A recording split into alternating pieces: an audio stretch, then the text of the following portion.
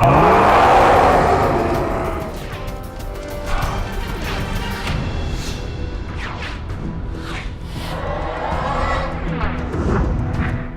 all know that spectacular visual effects are a part of almost every summer blockbuster. But nowadays, visual effects work crosses into almost every genre of movies. Dramas, horror films, period pieces, and even comedies in both film and television take advantage of the transformative power visual effects can have on a story.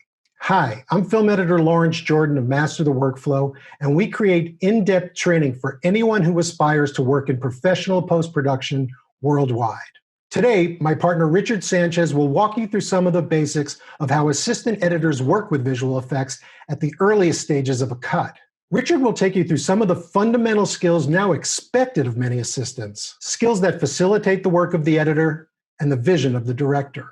Richard will be working with a few of Avid Media Composer's native effects. However, the star of this show is how to harness even more power with the amazing Mocha plugin from Boris FX. Boris FX is one of the leading developers of visual effects, compositing, and workflow tools for post-production, and the makers of Boris Sapphire, Continuum, Mocha, and many others. We want to thank Boris for their support in presenting this tutorial. Be sure to visit their website at borisfx.com to learn more about their complete line of products. We also want to give a shout out to our friends at EditStock, who was kind enough to supply us with some source material for this video. EditStock provides inspiring, high production value footage to people around the world to help them learn the art of film editing. Check them out at editstock.com. So without further ado, I'm going to hand it over to Richard, who's currently working as the visual effects editor on the third installment of the Bill and Ted franchise, Bill and Ted Face the Music. Yes, the one starring Keanu Reeves and Alex Winter. It's slated for release this summer. So take it away, Richard. All right. Thank you, Larry. So, I want to thank everybody for joining us in this special live inaugural run, Master the Workflow VFX workshop. What I want to show you with this workshop is a few techniques that I've worked on my current project, Bill and Ted Face the Music. And at its heart, it's a fairly simple tutorial, but where I want to go one step further is then show you kind of some common workplace situations within post, the kind of situation where you work on an effect and you need to swap it out and how you can do that relatively painlessly. But we're going to get started here. We have very simple green screen effect here. And normally, this is something that I would tackle with Spectramatte, which Spectramatte is great. I love Spectramatte. But on my current project, I had pretty high needs as far as my keyer goes, and Spectramatte just wasn't cutting it. I had to do pretty significant garbage mats, and I've recently become a big fan of Boris Continuum Complete's Primatte Studio for a multitude of reasons that I'm about to go into. So I'm going to drag this in here, and we're just going to kind of get started. Just for clarification, Rich, Spectramatte is the Avid plugin for green screen. Yes, it's the built-in plugin that comes with the Avid. If you've already bought the Avid, you already have it. And again, nothing against it. I love it. It's awesome. I use it all the time. And the fact of the matter is sometimes if I need something simple, I'll still use it. So it's great. But the Boris plugin, let's face it, it's a lot more powerful and a lot more people are using it on a more in-depth level. Absolutely. And it has some really great features that I am going to get into in this tutorial. In particular, Boris's acquisition of Mocha for use creating garbage mats is phenomenal. So actually, we'll just get into that as we go here. So I'm going to the first step I do in pulling a key is I'm going to hit Auto Analyze. And you can see it already pulled a pretty decent key here, but we're going to go one step further. So what you have here is you have clean BG, clean FG. This is where you're going to dictate what you're going to do to the effect. And then down here, this dictates what you're going to be looking at. So we're currently looking at final composite. I could look at the final matte, but that's not even what I want to look at. I want to look at matte status. I'm going to click on matte status, and you can see the gray area represents something that's not a pure key out. So this can use some work. Anything that's white is going to stay in the frame. And so by default, you have a pointer, which you can click and drag, but I'm going to use the rectangle. So selecting clean BG, I'm going to clean this up, And I want to give a big shout out to Kevin P. McAuliffe, who offered some amazing tutorials, which really got me going on Bill and Ted Face the Music. And I'll be totally upfront, without his tutorial, I don't know if I would have been able to do what I'm currently doing on the film, because I came into a high workload from the get-go, and I needed to get up and running very fast. And his tutorials were a lifesaver. Let me interrupt. You just did something there. You switched between clean background and clean foreground. Yes. I apologize. I was going far too fast. So clean foreground, what you can see here, and we have an example of a foreground element here. So if I look over here, that's not green screen. That's not going to get keyed out. That's something that needs to remain. And so when I go back to matte status, if I go to clean foreground and keep rectangle on, I select that. I want to keep that. Now you can see when I did that, it brought a little bit back of the green. And the reason that is some of the color that I was trying to extract here is similar to the color here. So you kind of need to find a little bit of a balance point. And it's really important to understand sort of fundamentally what we're doing here in the Avid. Now, you might be in a situation where you're doing final green screen in the Avid. And if you are doing that, there's a completely different approach and philosophy to what you're doing. But as an assistant editor, and largely what I'm doing as a visual effects editor, I'm just trying to get a rough mock-up so that I can give editorials something that they can use to look at that tells the story, that just is not a green screen, and will inform the visual effects vendor when I hand it off to them what they're going to do. So ultimately, you're doing this for temp. Now, I say that as if anybody is ever happy with something that's going to look temp, because nowadays, let's face it, your temp effects are expected to be very high quality. But ultimately, we're working in the Avid because we're doing this to tell the story, to move it along, and it's going to be handed off to someone else who's going to do a much better job. But temp effects will often be used in preview screenings. Absolutely. And that's another reason why it's imperative that in being temp, there is still a quality expectation. So back to this, I'm going to select this and key it out. And you can kind of tell, even though I pulled the foreground here and that brought this back, as you finesse this and you kind of continue to work at it, you'll remove more and more of that matte, and you'll ultimately end with the result that you're happy with. Now, here's the problem. I don't want this whole studio setup. That all needs to go away. Now, traditionally, if I were doing this with Spectramatte, I would, in a separate effect, bring in Animatte, which is an amazing tool. It's a staple of what I do on a daily basis, and I love it. But what's very cool is Primatte has Mocha built in. And Mocha, if you haven't used Mocha, is a planar tracker. It's an amazing tracker. And even beyond tracking elements to follow along with a moving camera, when Boris acquired it, they had the genius idea of allowing it to create garbage mats, which we're going to do right now. So we're going to go to Mocha. And in order to do that, I'm going to turn outside mask to Mocha mask. And you can see when I do that, it opens up this little arrow. I'm going to click that, and I'm going to click on Launch Mocha. Now, this tutorial isn't really about Mocha so much, and our uses of Mocha in this is going to be very simple, because the fact of the matter is this shot isn't moving. But in the event of a moving shot where you need a moving track matte, this can be incredibly useful. I'm just going to do this on a basic level to demonstrate the garbage matte.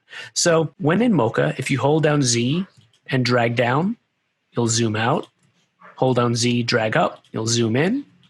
If you hold down X, you can move your shot around. This is going to be really important to navigate quickly. And at the heart of Mocha, it's going to be all about creating splines. In this case, I'm going to create an X spline. So I'm going to select that, and I'm just going to click here. And I'm just clicking and dropping points. And really what I'm doing is creating my garbage matte. I'm going to go around the green screen where I need it, down here.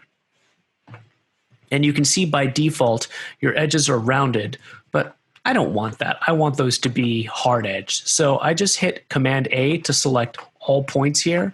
And I'm just going to pull out on these little blue selectors that's going to make them hard edged. Now, when you click on these, you're going to get this little zoom in window by default, and this can be really handy to make sure you've selected that edge right where you need it. So I'm just going to kind of finesse these a little bit, and there we are. So I'm going to hit Command S and save this. And again, you can see this is a lock off, and a good lock off, because there's nothing worse than a shot that is locked off and then somebody hits the camera and it bounces up and down, which means it's a lock off, but not really, because then you need to track it. And you can see by nature of what we did, we just lost our character, and that's totally okay. You just click on this, invert outside mask, and there's our guy. Now, it's important to note, oftentimes you're going to want to resize your key, and you can actually do that directly in Primatte. There's this whole option here called geometrics, but actually I prefer of doing it a different way. You might have seen in a previous lesson, I showed you a technique to convert keys into mattes and fills, and I'm going to show you how to do that right now. And there's another thing that I do as a principle that I'm going to show you as well. And as a side note, if you weren't aware of this function, if you go into segment mode, you can tell I'm in the red arrow. I'm going to select my clip. If you hold Option and hit your up arrow, which by default moves your clip up, it duplicates the clip. And what I do is I like to keep a copy of my original shot without an effect at the bottom layer. And the reason I do this is as I'm moving along, the bottom layer is always my plate. When I do my turnover at the end, I can see what I'm actually using. If you just have a comp down there, it can get a little confusing. And so back to where we were. I'm going to solo this track so we can see our key, and I'm going to duplicate it again. And the reason for that goes back to the whole idea of creating a matte and fill. So this is now my fill layer, track 2. This is what's going to shine through. Now my matte layer, in order to do this little technique, I'm going to go back to Primatte Studio, and instead of viewing this as final composite, I'm going to call this final matte. That's going to turn it white. And this is totally okay. And this will all make sense in just a second why I'm doing this. I'm going to use the matte key effect. And I'm going to option drag this over the top layer, over my matte layer. And right now it looks like nothing. And that's totally fine. In fact, this will help. I'm going to mute the plate layer. It actually looks inverted. And that's also okay. I'm going to go into effect mode, I'm going to invert key, and we're back to where we were, which is with a keyed out and garbage matted out effect. But the reason I do it this way is I can resize my character using all of the parameters of 3D warp. And so with matte key selected, you have this little button here called promote. I'm going to promote that to 3D. And now I can scale him. And if you've ever run into that situation where you scale down a clip over the top of another clip and it scales down both layers, this won't happen. So for example, I'm going to move these tracks above because I'm going to put something underneath here. Now, I have this pre-prepared element, which is just a little star field. It could literally be anything you wanted. And when I go up here, you see my star field. So he's flying along, and I've scaled him down. And I want to reposition him. But again, I'm sure we've all run into the situation where you key the layer on top, you have your background layer underneath, and then you drag 3D warp or reposition, and all your layers move. By doing it this way, I can move him, and you can notice the star layer is not moving. And you get all your 3D warp tools, and you can even motion track it as you need. One thing I like to do to keep my timeline clean, the first thing is having a matte and fill does create this one issue. When you solo the track, it shows you nothing. That doesn't help. And you can solo the fill track, but that doesn't help either, because when you take into account the matte, it's resized. So now it doesn't really match it 100%. The way to get around that is you've already done your matte and fill. You just select these two tracks and collapse them.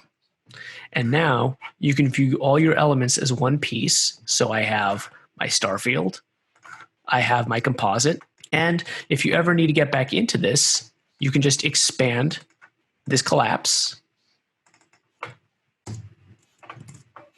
And the last step is I generally try to keep my comps to take up only one track in the timeline, because now we have the keyed element, we have the element underneath. I'm going to collapse it one more time, and now it's a single clip in the timeline.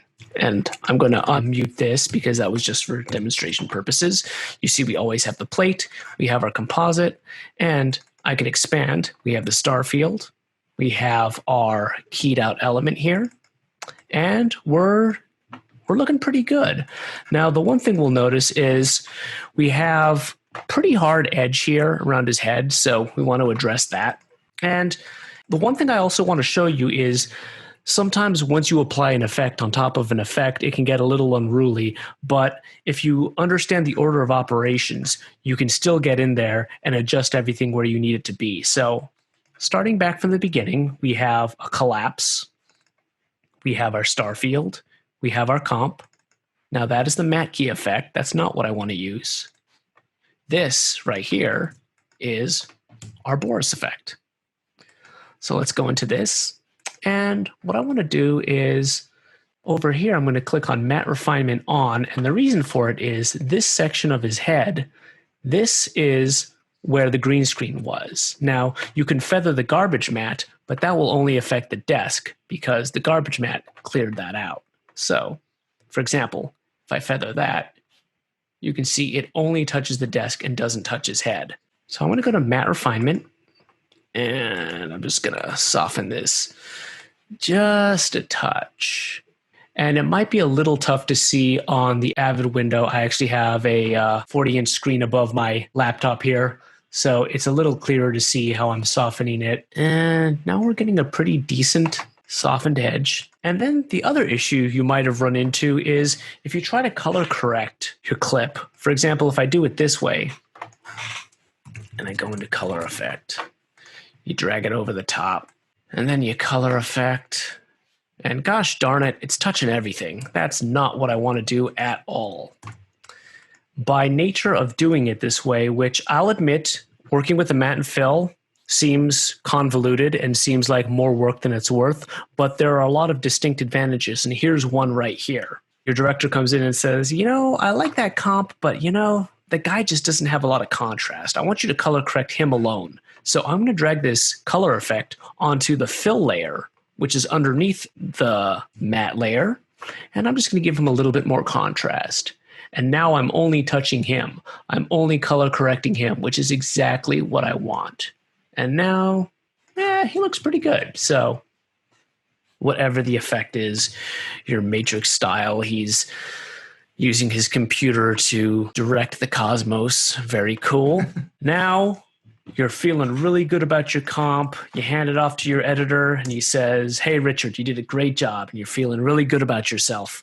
And then the next day they come in and they go, you know what, Richard, I hate to do this to you. We want to use another take. And you go, ugh, all of that work. Now, in the case of this was a pretty simple comp, but we've all had those comps where you just worked for hours and it seems like such a demoralizing thing to have to redo all of that. And the good news is there are ways that you can preserve an awful lot of that work. And I'm going to show you how to do that right now.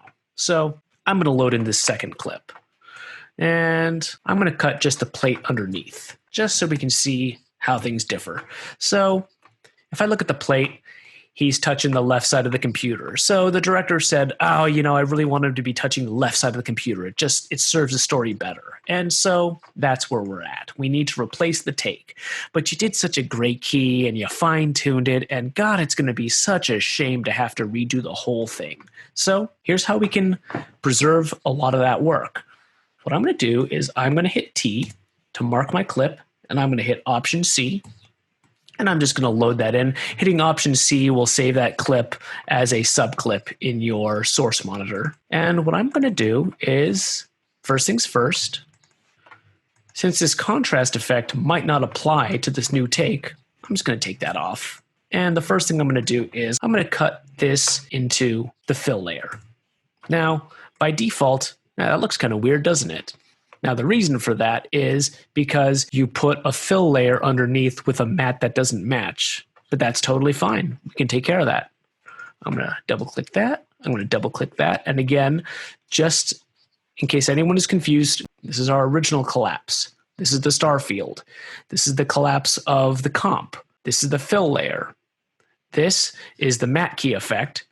This is the Boris Primatte key effect. And when we get all the way to the bottom, this layer here, there's nothing on it.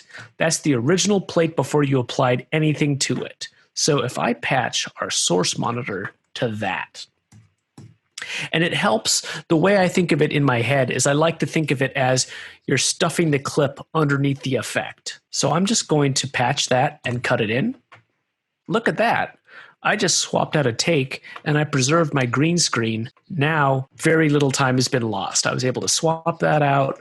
And again, I can add another color effect, add a little contrast, and we're back to where we were. And the clip looks pretty good. And we're swapped out and everybody's happy and we're ready to turn this clip over. So that's one great way that you can utilize Primatte and how you can quickly work with the ever-changing nature of what we do in editorial and not lose your mind doing it. Because before I knew this technique, I used to get pretty bummed out when I'd work all day on something and have it thrown out on a whim. But that's the nature of editorial, though, right? Changes. Precisely. You know, it's one of those things, probably the toughest pill to swallow is the amount of work that goes into what we do. And yet at the same time, someone once told me, he goes, "You don't like changes? I got news for you. I don't think you like editing," which is perhaps a cynical way of looking at it, but change is what we do. No, it's like you say, it's sometimes a hard pill to swallow because we do put so much work into it. But yeah, the sooner you come to that realization, the more liberated you will feel. Because let's face it, the editor is there to service the vision of the director and the producers in the studio. Mm-hmm. And a lot of times those changes can take you on creative journeys that you might not have thought were possible or going to be good. So I think it's an important point to keep an open mind about these things. It doesn't take away from the fact that if you get that change at 7:00 on a Friday night, you're not going to be unhappy about it. Sure. But yeah, no, it's something that we all have to sort of like reconcile with ourselves pretty quickly if we want to continue to be happy in editorial.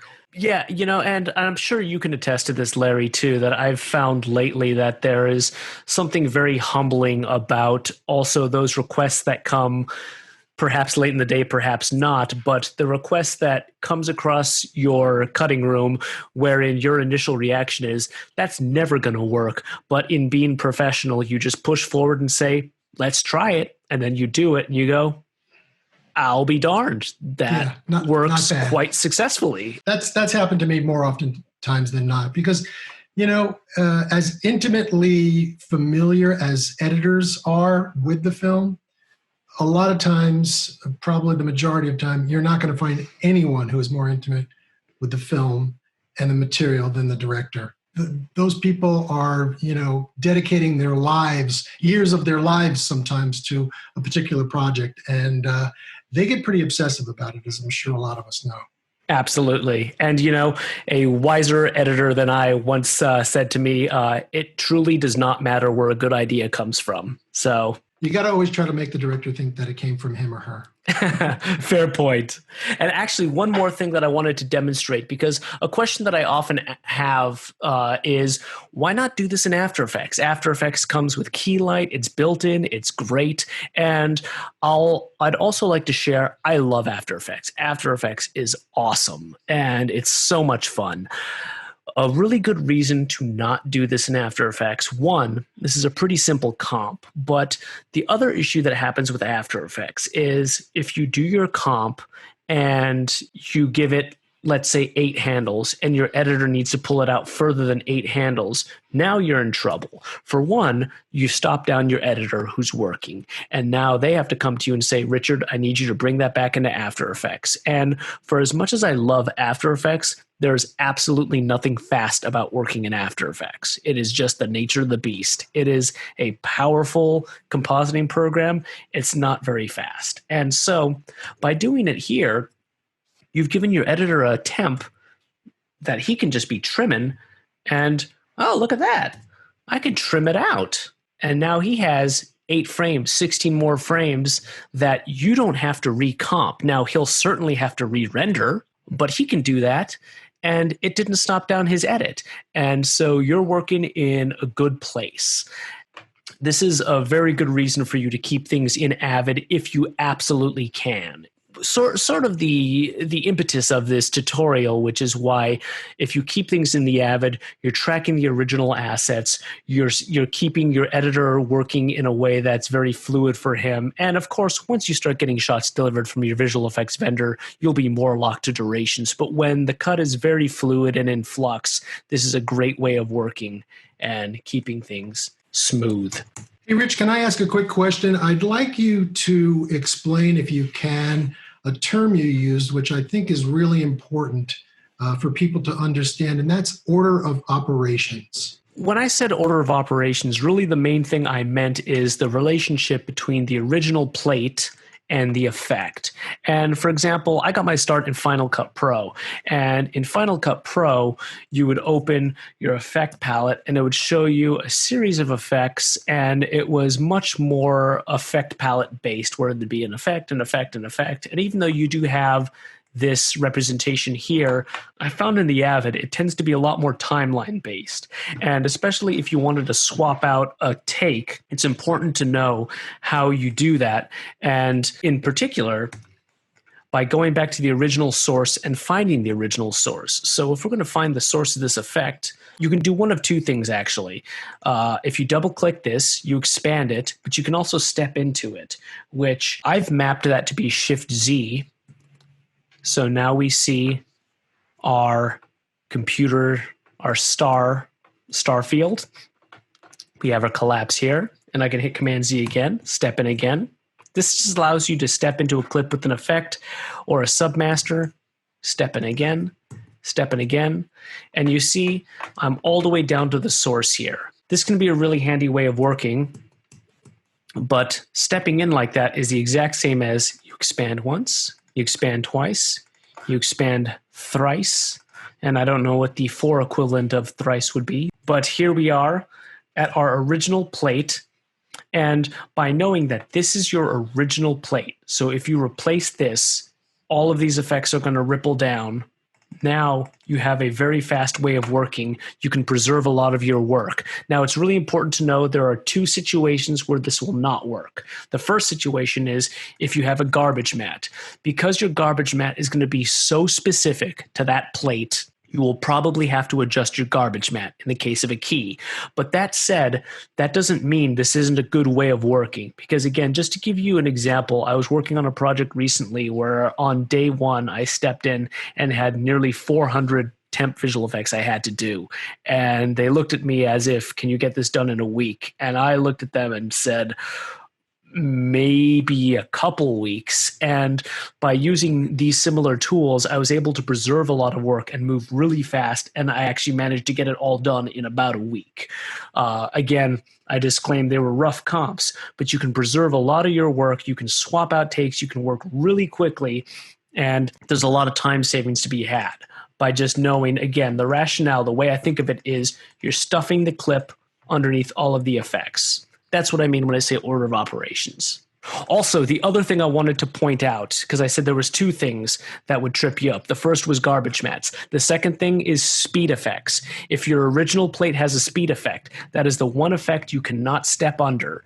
So the way you get around that is you would cut your clip into the timeline, you would apply the speed effect, and then you would select it, you would hit Command C, which saves the clip with the speed effect, and then you patch that here and cut that in, and you can still work the same way. You can preserve your clip with the speed effect. You're cutting it back in with all the effects on top of it. I want to show you one more thing, which is derivative of this technique in Primatte, but really what I want to show you is how you can use this tool for manual roto and how you can save a ton of time using Mocha's integration here. And for this, I'm going to use a tool that comes with Boris Continuum Complete. It's called the Pixel Chooser. And I'm going to drag it up at the top. By default, it's going to turn my clip to black and white. And I'm going to go into effects mode. And output is black and white matte. And I'm going to go to Pixel Chooser, Mask/Mocha, and I'm going to turn on Mocha Spline. And I'm going to launch Mocha. And much like before, now, of course, we're cheating a little bit because this is a green screen shot. But in the case that you need to do a roto, and we all know how painful roto can be, and I've done more than my share of roto in Animatte. And again, I love Animatte, but there's no two ways about it. Roto's painful.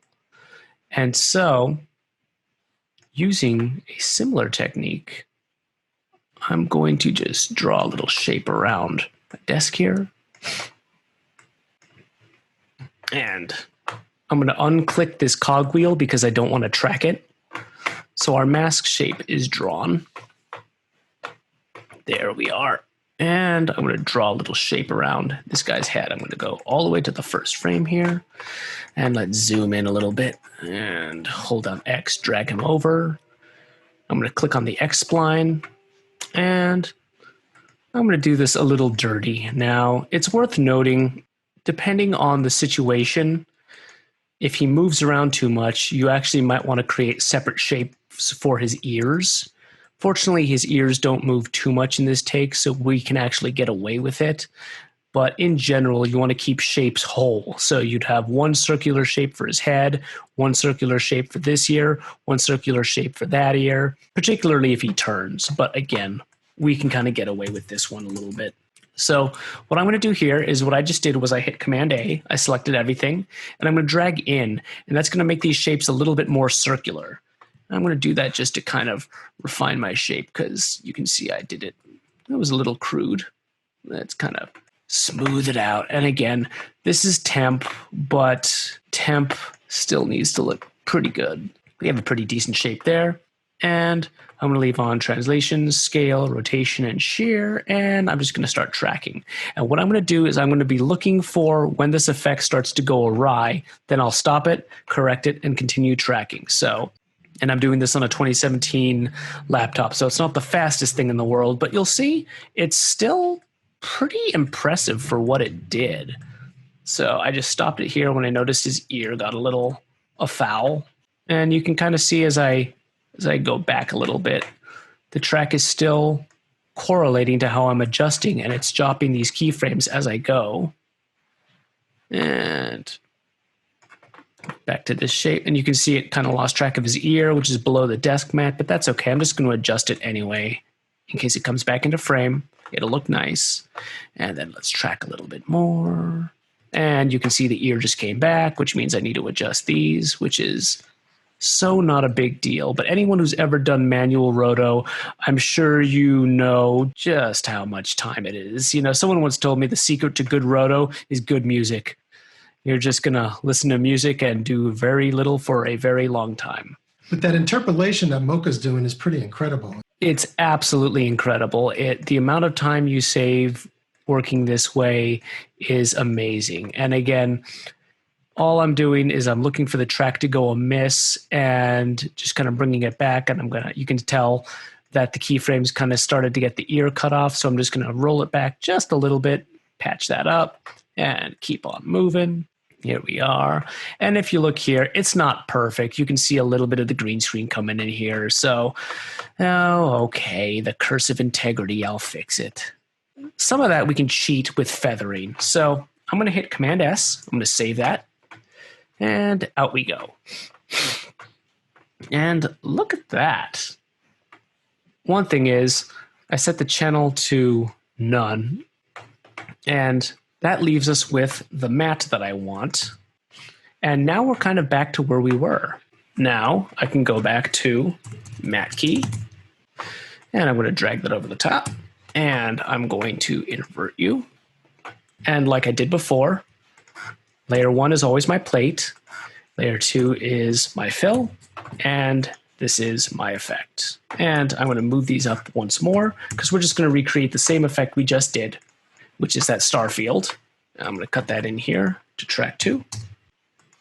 And there we are. We have our star field. And let's resize you and make you all fun.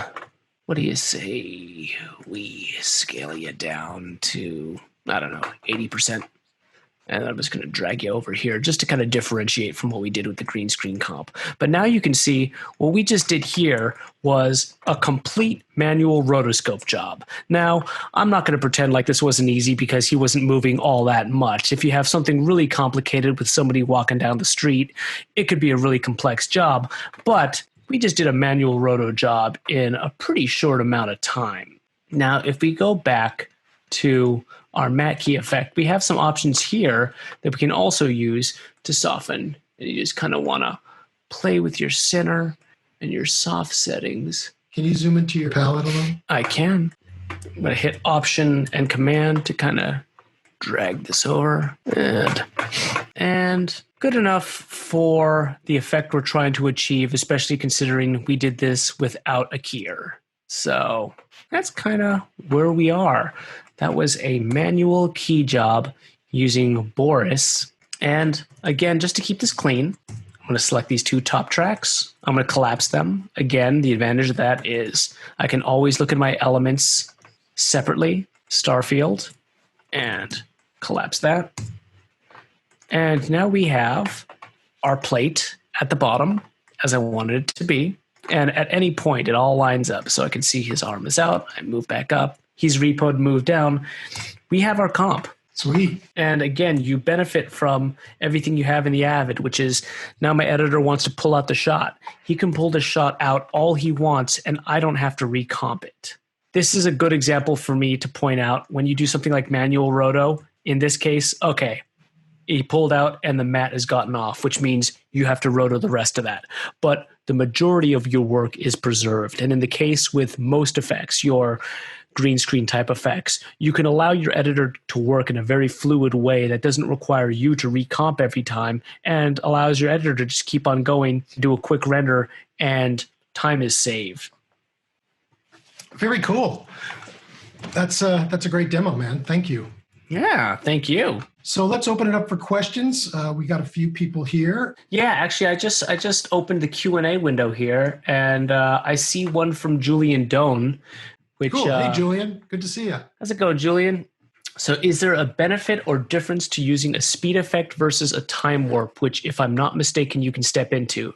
So a motion effect, rather, versus a time warp. There is a difference, and I actually prefer using time warps as opposed to motion effects for a couple of reasons. One, motion effects create new media, and I hate that because what ends up happening is if you ever have to consolidate that media and bring it home, or especially if you're trying to hand it off to your editor, that's another piece of media that can go offline, and there's nothing more terrifying than when you're working and it's a render that goes offline, and sometimes they're not super apparent because it's a render file that goes offline. So your editor's working, he doesn't see a red clip, and all of a sudden it says media offline, which is the worst feeling in the world. And then all of a sudden the assistant editor has some splaining to do. And so I use time warp because of that. It renders on the fly. Of course, you might have to render it and create a render file, but I prefer using time warp for that reason. Cool. And let's see, what about this question from Justin Allison? How much time do you spend on temp effects as opposed to other tasks?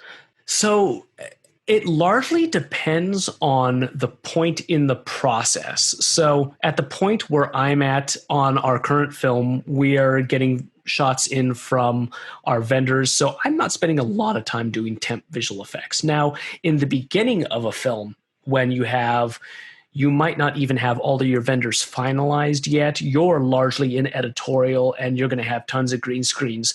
I mean, when I'm brought on as a visual effects editor, which is usually about a month into editing, at that point, it's been probably basic stuff that an assistant editor can handle. By the time I'm brought in, I probably spend my first 2-3 weeks doing almost nothing but temp comping. It's far too early to start turning over visual effects, but they need something in the timeline to look at. So I'm spending all day long from 9 to 7 doing nothing but temp comps. And that's the time when, again, you can be crude because you just need to knock it out real fast. And your director is probably also going to be giving you very broad stroke, very big notes like do this, now change it completely. So again, you're just knocking these out fast. You're rocking. So in the beginning of a process, it's a large part of your job. By the end, not really. You're going to spend more time tracking incoming elements and making sure the vendors have all the assets you need. So it also becomes really important to budget your time. So, for example, there are always going to be shots that are going to be fairly inconsequential. It might be, and in saying that, I certainly don't want to create a sense of, the work we do is never going to be, it's not a throwaway, but you have to budget things that are going to be far more important than others. And if you have a really big effect that is at a climactic moment in your film, and that visual effect really has to just be hit out of the field, that's the time when you want to kind of dig in, and might be the kind of effect you want to bring it into After Effects. You really need to knock it out of the park. And so that kind of time budgeting is also going to be important too. I've had effects on this film, temp effects, that have taken me a couple days to do. It's very challenging. And I've had other situations where I needed to get through 30 shots a day or I wasn't going to make my deadline. So there's a time to go, boom, knock it out, boom, knock it out, boom, Absolutely. Jody Vasquez says, do you typically use FileMaker to maintain your VFX database, or do you use any other program? Yeah, hi, Jody. You opened a big one for me.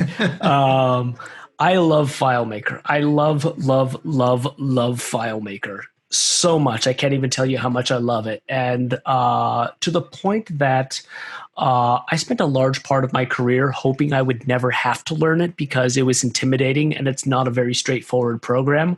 But now that I've learned it, it has changed the way I work in so many ways that I could not imagine going into a film without it. I do use FileMaker to maintain my visual effects database, and I also use it to create continuities and my code book and character sheets. I do everything in FileMaker. Now, it's important to note with visual effects, there are a lot of other great solutions. And for example, some studios actually mandate particular solutions. Shotgun is a very popular one. And in many cases, even if you are mandated a solution, oftentimes you can use one solution as a means to expedite another. I know a lot of people who work on shows where the studio requires them to use, for example, Shotgun, and oftentimes they'll use their own FileMaker database that they've custom built to be efficient for them, and then they can extract the data they need and get that into Shotgun. And so it just kind of works as an in-between step. But again, if you can save time doing that, you can certainly do that. But to answer your question succinctly, do I typically use FileMaker? Absolutely. I would die without it. I certainly would never have been able to get this film done without it. Cool. Richard Clarence has another question. I was wondering if you could go over how Avid handles alpha channels and the Matte Key effect on import and in the timeline, especially when importing stuff like gun flares and other material with alpha. Okay, so you'll notice when you import clips with embedded alpha channels, it comes in as a matte key effect. And that's because when the Avid imports it, it separates the fill from the matte. And the matte allows you, you'll notice when you cut your effect into the timeline, it has the matte key effect, which allows you to reposition your effect as you'd like. And you can step into that effect if you need to color correct it. And like if it's a muzzle flash, for example, if you buy those Action Movie Essential plugins, which are awesome. And by the way, if anyone is looking to learn After Effects, I can't say enough great things about videocopilot.net. Andrew Kramer is the master. And I own and love the Action Movie Essentials package. But for example, if you bring in a muzzle flash, you can step into it kind of like I showed you, and you can color correct the fill layer independently without color correcting everything on top of it if you option drag an effect on it. So as far as Avid handles the alpha channel, that is kind of the Achilles heel in why when you drag a 3D warp effect onto a top layer, it moves everything underneath it. It's because Avid's looking at the alpha channel and dragging everything. So you kind of have to create your own. In our case, I usually do a matte and fill, and that allows us to separate that and move things independently. I don't know if that answers your question specifically, but well, actually, and to that point, a good gotcha. I'm sure most people know that Avid handles alpha channels oppositely of most programs, and for the longest time, you had to select invert on import when you brought in a clip with an alpha channel. And then at a certain point, I think it was with After Effects CS6, they changed how they did it, and then you needed to not invert it, which was very confusing. But that's something that's good to know if you're getting clips from a newer version of After Effects. Scott Clements, do you go to After Effects if you have to do a 3D track with a massive perspective shift? For example, putting images on TV screens where the camera is really arcing around the screens. Yeah, I would typically bring that kind of effect into After Effects. I just have an easier time working with it. And a pretty good trick, if you guys aren't aware of, there's a website called aescripts.com, which offers a lot of really brilliant scripts that people have written to make their lives easier with After Effects. And some of them are free, some of them cost money, some of them are pretty expensive, but actually most of them are very reasonably priced. And I want to tell you about perhaps the most valuable one I've encountered is called Mocha Import Plus. And with an effect like that, where your perspective is shifting on a television, it has this great feature where you can use Mocha to track your television screen as it's moving. And what it gives you is a stabilized pre-comp. So what it'll do is it'll take this perspective shift, however it is, and give it to you straight and flat. So all you do is drop a flat element in, and it will put all of that skew back. So all you have to do is make sure you line it up, and it is a godsend. It is the most wonderful thing ever. I think it's a $50 script. I would happily pay triple that. It's so good.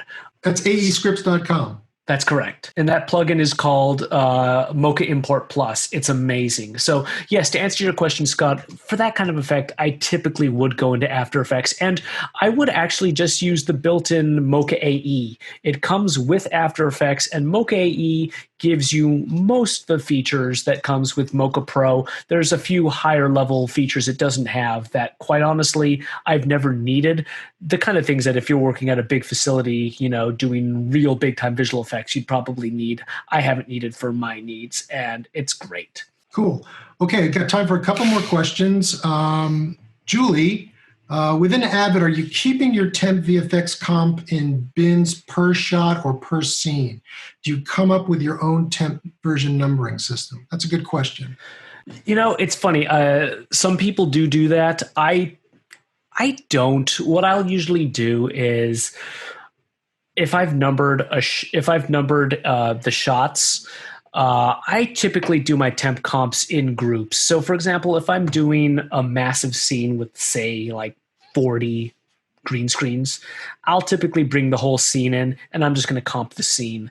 And what I will do is I'll keep ascending versions of that timeline in that bin. So I can go all the way back to the editor's cut of my film and go, oh gosh, look at this scene was massive with 40 comps. And by the time we got down to the locked cut, maybe it was 20 or 30, but I'll usually do it in groups like that. Now, of course, I'll keep everything numbered because that's really important. And the one thing the one lesson I learned in a very painful way is sometimes you're at the cross section of, you don't know if an effect is going to be a DI effect or a visual effect. And I made the painful mistake of not numbering those shots because I was fairly confident they were going to be visual effects and not DI effects. Well, I was very wrong, and I created a huge mess by sending these out to someone to bid on, going, oh, this is DI1, this is DI2. But then when I found out they couldn't be DI effects, they had to be actual visual effects. Now I had to renumber them so that they could fit into the actual visual effect numbering scheme. So learn from my mistake, do the work up front, number them, because that way, if they need to be visual effects, you're already set. And if you need to downgrade them to DI, that's easy. But that was a bit of an aside. Back to your question. I usually do it per scene. And if it's something really complex, I might break it out into its own single shot bin. But I usually do it per scene, and it's generally been fine for me. Well, Amy Terilli, you asked, what are the most important skills to master for VFX editors? So the single most important skill to master is patience, because one of the most difficult things is the work you're going to be doing as a visual effects editor, especially when you're doing temp comping, especially when you're dedicating a lot of time to these effects. It's going to be a natural response that you're going to become very proud of your work, and early on in your cut, your work is going to be thrown away a lot, and it's important to not get flustered. It's always a little bit of a bummer when you're so proud of that effect, and you're gonna send it home, and then that was cut out. Oh. But to answer your question in a more practical sense, for me, FileMaker was the single most important thing that I learned. The ability to track with it, and not just track with it, not just use FileMaker in that way, but also know how to make my own databases. Because the really imperative thing with your database is I've never used the same database twice on the same film, because every VFX producer is going to want different reports. Every VFX supervisor is going to want things a little differently. Every VFX vendor is going to want things presented a little differently. On every single show, with zero exceptions, I've always had to modify my database a little bit to accommodate somebody I was working with. And so if you can modify that stuff quickly, you can save a ton of time and just keep things moving forward.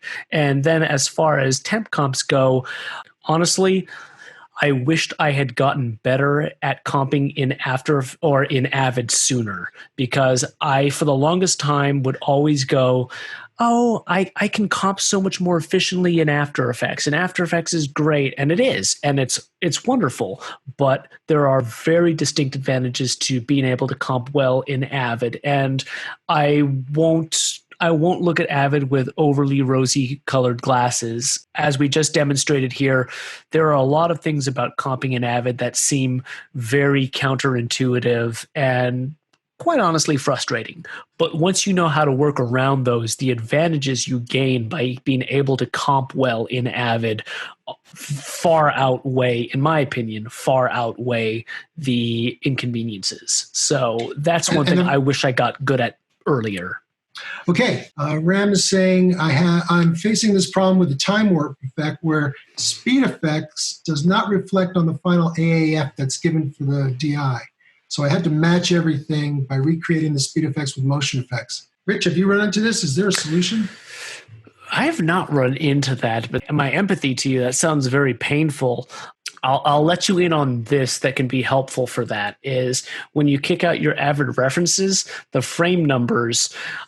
So if you do a time code burn and you put a speed warp on it, it doesn't always show up as sped up. But if you put frame numbers in the VFX column, so you put the VFX number and then the frame number, that will increment. So for example, on a shot that is 200%, it'll go from 0 to 2 to 4 to 6. So that can be a good way of annotating that. That's really strange. I wonder if that's a newer bug that it's not showing up in the AAF, because I used to kick out for simple speed effects. Typically, I would kick those out to DI, and when I would give them DI, I would usually give them an EDL, an AAF, and a bin, so that they had all three options. But I don't recall that being an issue, so that could possibly be a bug with the particular version of Avid you're using. Far stranger things have happened, so I certainly don't doubt it. So to answer your question, have I encountered it, and what is the solution? I haven't, so I don't precisely know, but those are the things that I would look into. But let us know what version of the software you're working on. Maybe it is a bug, and if we can get some more info, we will. Yeah, because for example, there are very version-specific bugs. I'll share one with you that drove me absolutely crazy on what I'm working on, because I'm working on Avid 2018 12.3, and there was a bug that really crippled me pretty good in that in this particular version of Avid, if you put a timecode burn and then you do an Avid mixdown, the timecode burn goes away and instead shows up as NA instead of the timecode. And the workaround to that is you have to kick out a QuickTime instead of doing a mixdown. Ashley's saying we had speed effect issues when we were speeding up to sync and creating subclips. We ended up burning into the reference the correct speed up rate and then overcutting the slowed down versions. Well, that's a solution. That's certainly one way to do it. Yeah. Hi, Ashley. Workarounds. Last question. Felice wants to know, is there a fast way to deal with the cross marks that production puts on the green screens, particularly when the characters are moving or the shot moves and there are more than a few cross marks? They do get wild with those cross marks, don't they? Yeah. Tracking markers. Aren't they fun? Why are those tracking markers still there? Hopefully, I wish more people did this because you can use a different shade of green or a keyable color like yellow and still gain the tracking benefits and still key them out in many situations. But I find oftentimes they use orange tape, which is great because it's contrasty, but it's so painful. So to answer your question, if you use the technique that I showed you with Primatte, so what you want to do then is you're going to use Primatte to key out your effect, and then you're going to go into Mocha and you're going to draw a shape around those markers. And the benefit is those are tracking markers, so Mocha should track onto them pretty decently, and you can make as many shapes in Mocha as you need. Now, if you do too many of them, you'll start to bog your system down, but that's how I handle tracking markers. And yeah, there's no two ways about it. Those can be